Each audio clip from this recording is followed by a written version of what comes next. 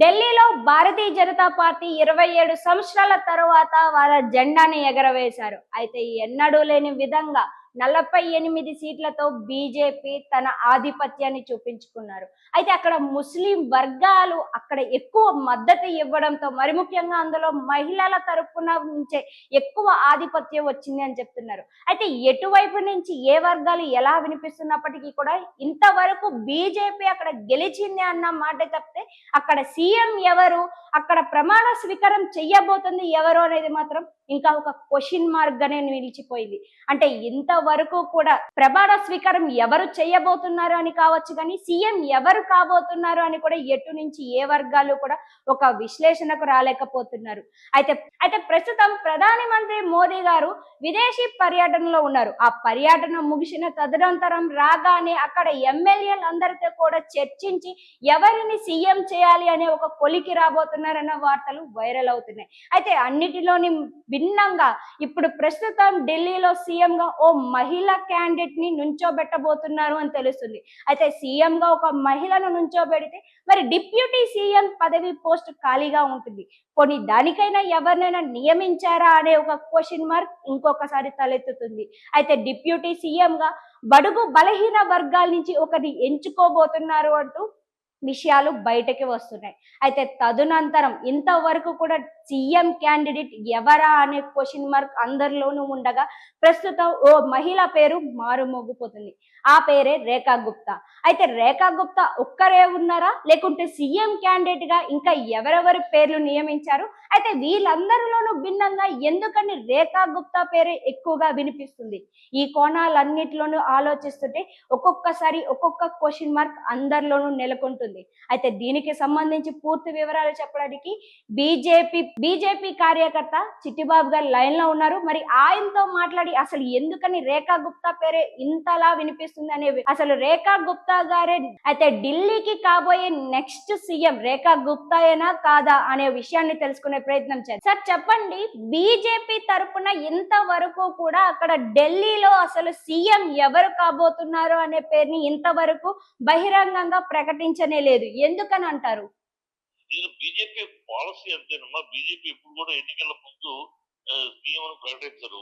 వాళ్ళు ఎన్నికలు అయిన తర్వాత ఎవరు ఈ మెజారిటీ వాళ్ళు ఉంటారు, ఇద్దరు ముగ్గురు పేరెంట్స్ ఉంటారు. ఎవరు ప్రాబల్యంతో మెజారిటీ వచ్చింది అనేది లెక్క చూస్తారు.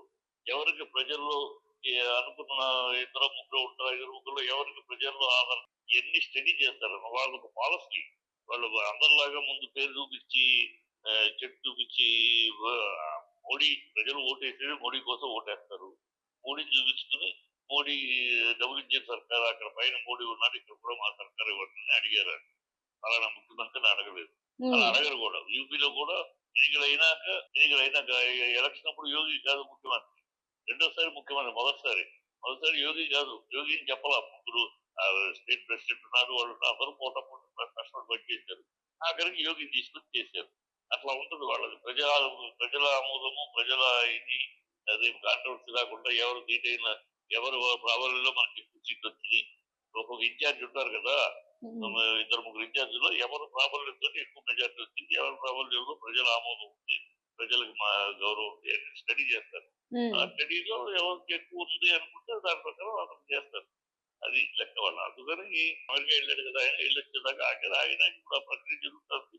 వాళ్ళు ఎవరైనా బీజేపీ అనేది అక్కడ ఉంటుంది. మిగతా వ్యక్తులను బట్టి కాదు కదా, స్టేట్ లెవెల్లో పార్టీ మోడీని బట్టి ఆ లెక్కలు చూస్తారు. జనాల్లో కూడా వ్యక్తిని బట్టి. అందుకని నన్ను బట్టి కొట్టేశారు, నలుగురు పూట కాంగ్రెస్ లాగా తీసుకురాట్లు లేకుండా ఎవరైనా మోడీని బట్టి ఓటేశారు, బీజేపీ సిద్ధాంతానికి ఓటేశారు. ఎవరైనా బీజేపీ మనిషి అంతే ఉంటుంది. అలా ఉంటుంది. వాళ్ళు అలా నిర్ణయం అలాగే ఉంటుంది. అది ప్రజల ఆమోదం. ప్రతి రాష్ట్రంలో అది చేస్తారండి. సార్ అయితే సీఎం గా ఈసారి చూసుకుంటే గనక రేఖా గుప్తా అనే ఆమె పేరు మనకి ఎక్కువగా వినిపిస్తుంది. అయితే అసలు సీఎం క్యాండిడేట్స్ గా అసలు ఎవరెవరిని ఎన్నుకున్నారు, వారిలో ఎక్కువగా ఎందుకని రేఖా గుప్తా గారి పేరు వినిపిస్తుంది అంటారు? రేఖా గుప్తా లేడీ క్యాండిడేట్. ఆవిడకి చాలా క్లీన్ ఇమేజ్ ఉంది, కాంట్రవర్సీ లేదు, ఎక్కడ వేరే కమెంట్ లో ఎక్కువ లేదు. సో చాలా డీసెంట్ పేరు ఉంది. ప్లస్ ఎన్నికల్లో కూడా చాలా చొచ్చుకు వెళ్ళిపోయింది ప్రజల్లోకి, బాగా మాస్ దాకా వెళ్ళిపోయింది ఆవిడ. కనుక ఆవిడకి prefer lady plus lady chief minister అని గతంలో కూడా శీలా దీక్షిత్ పనిచేసింది. బీజేపీ తరఫున కూడా లేడీ సీఎం పనిచేశారు. సో లేడీ సీఎం ఢిల్లీకి అలవాటే కనుక లేడీని చేయాలి అనేది ఒక లెక్కలో ఉంది. అందుకని ఆవిడ ముందంజలో ఉంది. అంటే ఇప్పుడు మీరు చెప్పిన దాని ప్రకారం చూసుకుంటే కనుక ఖచ్చితంగా ఇంకా ఢిల్లీలో నెక్స్ట్ సీఎం రేఖా గుప్తా గారే అని ఒక నిర్ణయానికి రావచ్చు అంటారా? చివరి నుండి అసలు రాలేదు. బట్ మేజర్ గా ఆవిడకి ఎన్నికలప్పుడు కూడా ఆవిడకి మంచి ఇమేజ్ మంచి బాగా చూసుకుపోయింది ప్రజల్లోకి, మాసెస్ లోకి బాగా వెళ్ళింది, లేడీస్ లోకి బాగా వెళ్ళింది. ప్లస్ ఆవిడ కాంట్రవర్సీ లేదు, ఎక్కడ ఆవిడ తప్పుడు స్టేట్మెంట్ తప్పుడు కమెంట్ ఎక్కడ ఎంతవరకు ఎక్కడ సోషల్ మీడియాలో కానీ ఇంకెక్కడికైనా ఆవిడ బ్యాడ్ అంటే మోస్ట్ ప్రాబ్లీ ఆవిడే ప్రిఫరబుల్. రేఖా గుప్తాగా మంచి ఇమేజ్ ఉంది, మంచి చదువుకుంది, నాలెడ్జబుల్, కొంచెం ఎఫెక్టివ్ లీడరు కనుక ఆవిడకి అవకాశం ఎక్కువ. సార్ అయితే ఇందులో భాగంగా చూసుకుంటే గనక అయితే సీఎం క్యాండిడేట్ గా రేఖా గుప్తా గారిని అనుకున్నప్పటికీ కూడా డిప్యూటీ సీఎం పదవి అనేది ఇంకా ఖాళీ కనిపిస్తుంది మనకి. మరి అందులో చూసి బడుగు బలహీన వర్గాల నుంచి ఒకరిని ఎన్నుకోబోతున్నారు క్యాండిడేట్ గా అంటున్నారు. కాబట్టి దీనికి సంబంధించి ఏ వ్యక్తినైనా సరే వీళ్ళని ఎవరైనా చెప్పగలమంటారా? సీఎం అనేది ఒకళ్ళు ఉండొచ్చు, ఇద్దరు ఉండొచ్చు అమ్మా. డిప్యూటీ సీఎం అన్నట్టు అతన్ని అందరూ స్త్రీలకు చేయడానికి ఇద్దరు కూడా పెట్టచ్చు.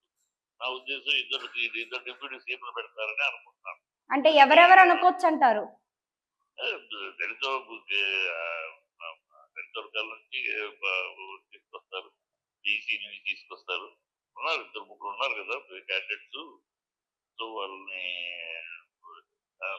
డిప్యూటీ సీఎం అనేది ఇద్దరు ఉంటారని నా ఉద్దేశం. ఇప్పుడు లెక్క ప్రకారం ఎందుకంటే ముగ్గురు గట్టిగా ఉన్నారు పోటీలు, ఈవిడ కాకుండా ఇద్దరు ఇద్దరిని డిప్యూటీ సీఎంలు చేస్తారు. ఓకే సార్, అయితే ఫైనల్ గా ఒక్క ప్రశ్న. అయితే ఫిబ్రవరిన అసలు ఎవరు డిప్యూటీ సీఎం ఎవరు ఢిల్లీలో సీఎం కాబోతున్నారు అనేది ప్రకటించబోతున్నారు అన్నారు. అయితే దాంతో పాటుగా ప్రమాణ స్వీకారం ఉండబోతుంది అని మనకు వెల్లడించారు. అయితే ఇప్పుడు చూసుకుంటే కనుక 20వ తేదీకి దాన్ని పోస్ట్ పోన్ చేయడం జరిగింది. దీని వెనక కారణం ఏమై ఉంటుంది అనుకోవచ్చు అంటారు? ఒకరోజు సీట్ కాదు కదా ఇది. 5 ఏళ్ళు అధికారంలో ఉండే పార్టీ అధికారంలో ఉన్నప్పుడు 5 ఏళ్ళు కాంగ్రెస్ లాగా 2 సంవత్సరాలకు సీఎం మార్చే అనుభవం లేదు కదా. కనుక సీఎం అంటే 5 ఏళ్ళు ఆ సీట్ లో కూర్చోబెట్టే నాయకురాలను ఆలోచించి అడుగు వేస్తారు కదా. ఇలా ఒకసారి అడుగు వేసినాక వెనక్కి తీసుకున్నారు.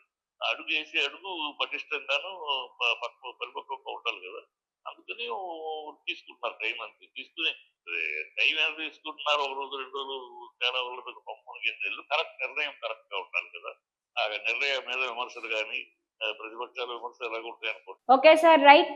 అయితే ఇప్పటి వరకు విన్నంత వరకు కూడా ఢిల్లీలో ఇకపై లేడీ సీఎం చక్రం తిప్పబోతుంది అని అయితే మనకు అందరికీ అర్థమవుతుంది. అయితే అందులో మొట్టమొదటిగా రేఖా గుప్తా పేరే ఖరారు కాబోతుంది అని అనేసి ప్రతి ఒక్కరు కూడా నిర్ణయించనున్నారని తెలుస్తుంది. అయితే ముఖ్యంగా ఇందులో డిప్యూటీ సీఎం ఇద్దరు కాబోతున్నారు అని అనేసి చిట్టిబాబు గారు ఏదైతే అన్నారో దీన్ని కూడా ఒక కోణంలో ఆలోచించవలసి ఉంది. అయితే సీఎం క్యాండిడేట్ గా ఒక ఇద్దరు పేర్లు ఆల్రెడీ నిర్ణయించబోతున్నారు అన్నట్టు తెలిసింది. అయితే ఆ సీఎం క్యాండిడేట్స్ గా అయితే 3 పేర్లు మనకి ఎక్కువగా వినిపిస్తున్నాయి. అయితే అందులో ముఖ్యంగా ఉన్న పేరు రేఖా గుప్తా గారిది. అయితే మరి వెనకబడిన ఆ ఇద్దరు పేర్లు కూడా మరి డిప్యూటీ సీఎం గా కాబోతున్నాయా అనే ఇంకొక కోణంలో కూడా ప్రశ్నలు నెలకొంటున్నాయి. అయితే ఇందులో చూసుకోవాల్సింది ఏంటంటే ఫిబ్రవరి 19వ తేదీన ఎవరు సీఎం అనేది వెల్లడించడంతో పాటు ప్రమాణ స్వీకారం ఉంటుంది అని చెప్పారు. ఇప్పుడు చూసుకుంటే 20వ తేదీకి దీన్ని పొడిగించడం అయితే జరిగింది. అయితే ఫిబ్రవరి 20వ తేదీన సీఎం ఎవరు అనేది వెల్లడించడంతో పాటు ప్రమాణ స్వీకారం కూడా ఘన విజయంగా జరుగుతుందని చెప్తున్నారు. అయితే ఇందులో ఎంత వరకు జరుగుతుంది అనేది వేచి చూడాల్సి ఉంది. అయితే ఇంతవరకు వినిపిస్తున్నంత వరకు రేఖా గుప్తా గారే సీఎం అవుతారా, లేకుంటే ఆ సీఎం పదవి ఎవరిని వరిస్తుంది